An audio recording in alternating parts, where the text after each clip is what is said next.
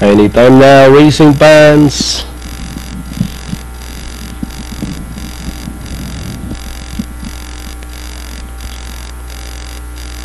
Lady Liam will run as the top choice. Second favorite, Sugar Daddy, also selling Purely Cali. Chuchinelli coming up. Friendly Fire, Hepburn on their way. Runner number 9, Chuchinelli. Draws for your lead, Royal Milestone. Then moving up on the outside, 5A, Hepburn. Then followed by Lady Liam, Bahala na. Is running by the rail, followed by Sugar Daddy. Friendly Fire comes next. Then followed by Top Shot as they race towards the half mile.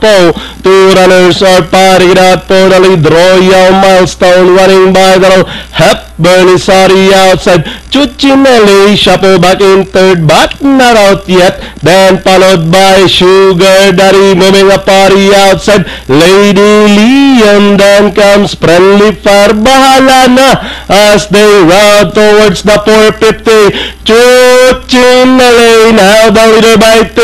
Royal Milestone moving up. Lady Liam, Sugar Daddy down on the inside as they race for home.